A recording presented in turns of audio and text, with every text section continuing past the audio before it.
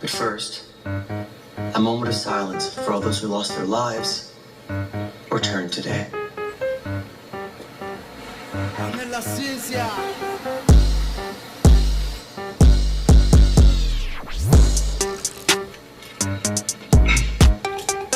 Good evening, fellow citizens of Altura and throughout all the outposts.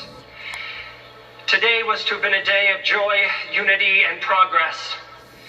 Not a day of death, fear, and pain. I confess, this tragedy is my fault. Like many of us, I was taken by the momentum of change. We failed you, but we won't let our guard down again. As such, I've ordered a full lockdown of Altura until further notice. We ask for your patience in restoring order. I am calling for the quarantine of all talkers inside the gates of Altura. I know that sounds cruel. These are our family, our friends. This is for their safety and for the safety of all Altura citizens. And there it is. God, what is he doing? We've had to make difficult choices before. That's how we survived. Thank you for your cooperation during this difficult time. We will restore security. Without that, democracy is meaningless.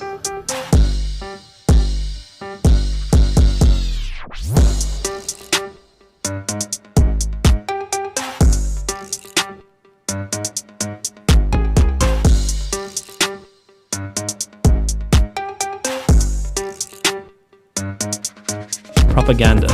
What is propaganda? Here's a definition from Bernays' book. The mechanism by which ideas are disseminated on a large scale is propaganda, in the broad sense of an organized effort to spread a particular belief or doctrine. Essentially, propagandists use media such as magazines, newspapers, radio, the internet, and video to manipulate the masses into accepting or conforming to a certain idea.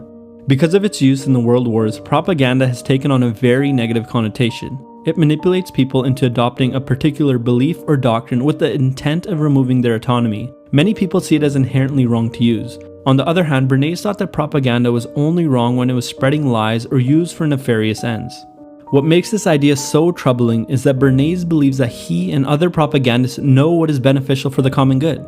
This is a common trait among dictators and a theme that appears over and over again in his work. He truly believed that most people were stupid sheep that needed an elite and intelligent class to shepherd them. Before we dive deeper into one of Bernays' most notable campaigns, I think it's important to understand his overarching methodology for influencing the public. As stated earlier, Bernays was a big believer in symbolism. An idea or a product can become a movement when it represents something greater than itself.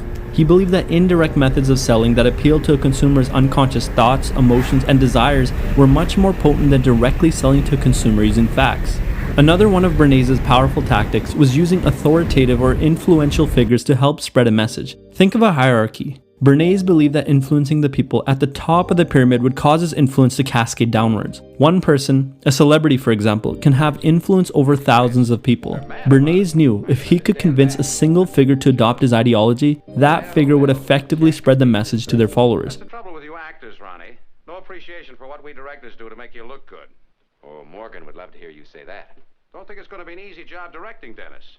I love him. He's a wonderful guy, but he's such a big hand. This is known as influencer marketing, and it is utilized often by modern advertisers. Bernays' third tactic was altering group norms. By altering group norms, Bernays can impose a social pressure on consumers that would force them to buy something to fit in. And the final tactic he used was being everywhere. Bernays understood that a consumer's mental space was the holy grail of advertising. Securing a safe spot in as many minds as possible was the prime objective. For that reason, he believed in advertising everywhere. Newspapers, magazines, radio, it was all necessary. The total amount of mental space available was limited, and so competition for it was intense.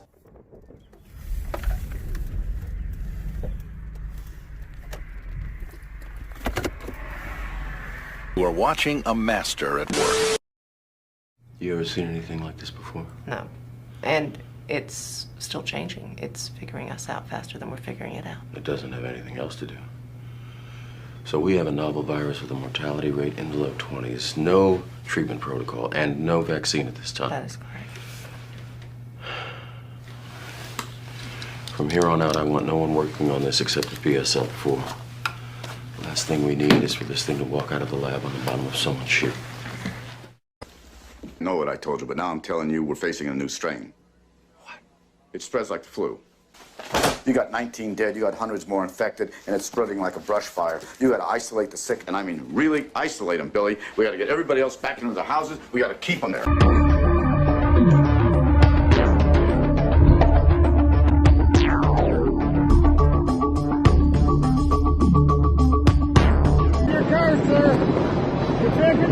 No, I'm not. I'm immune. I've already had it. And my daughter's not sick. We have exhausted our supply of meals ready to eat for today. What? Please remain calm. Don't be setting free. Hey, can we get some help over here?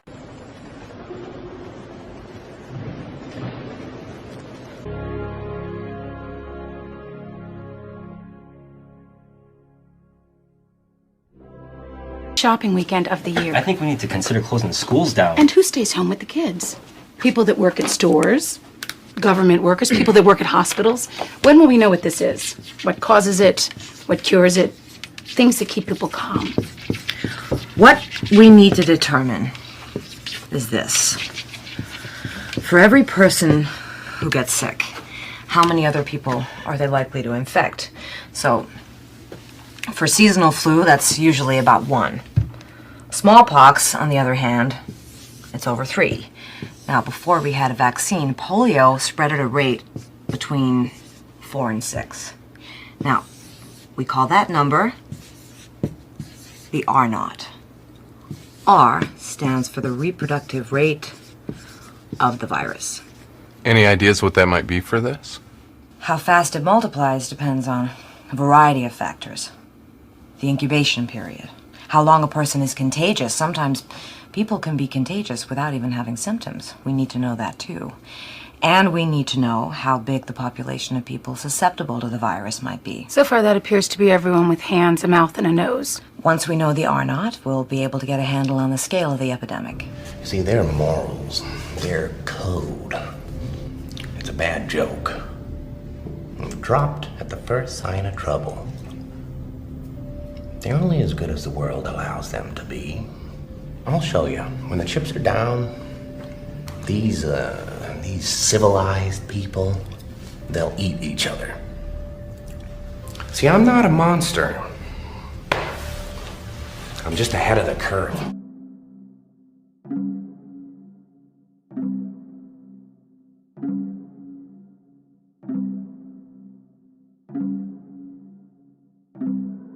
I funded a disease modeling group that uses computer simulation, and that work has been phenomenal in helping us target our polio eradication resources and which parts of Nigeria should we work harder on.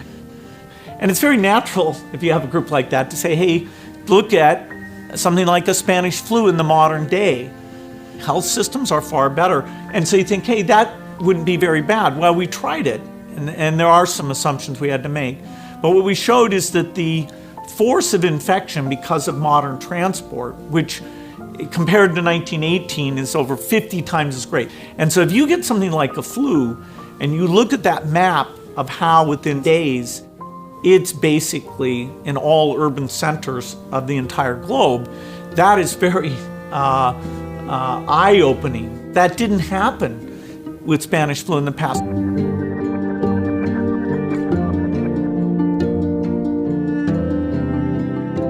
The opportunity to do more than just let it run its course is really only in the last decade. Basically, when you talk about drugs, you can talk about small molecules or talk about these complex biological protein-like things, of which there's a subclass called antibodies. Antibodies are the molecules that the immune system naturally builds to attack disease. Today, the idea that somebody says, oh, here's an antibody, make a lot of it, make it very quickly, that's right on the cutting edge. And the Ebola epidemic showed me that we're not ready for a serious epidemic, an epidemic that would be more infectious and would spread faster than Ebola did. This is the greatest risk of a huge tragedy. This is the most likely thing by far to kill over 10 million excess people in a year. We don't need to invest nearly what we do in military preparedness.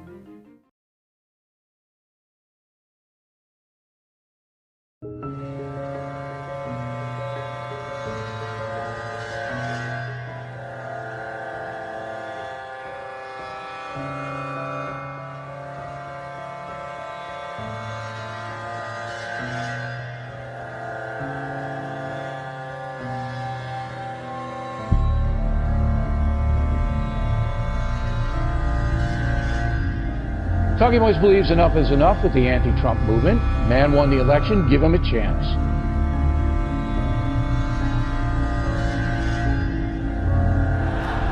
And now you're going to run for president. Don't you think that's a really cool idea, you guys? You'll keep them honest. You'll keep them honest, Donald. Personally, I hope you win, because I can't wait for the the inauguration. This will be the year the American people say enough is enough.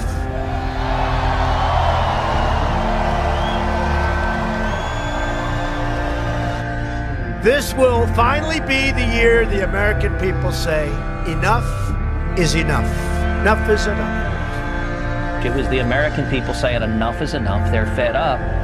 And say enough is enough. Say enough is enough. Enough is enough. And we do not tolerate this kind of behavior in this country.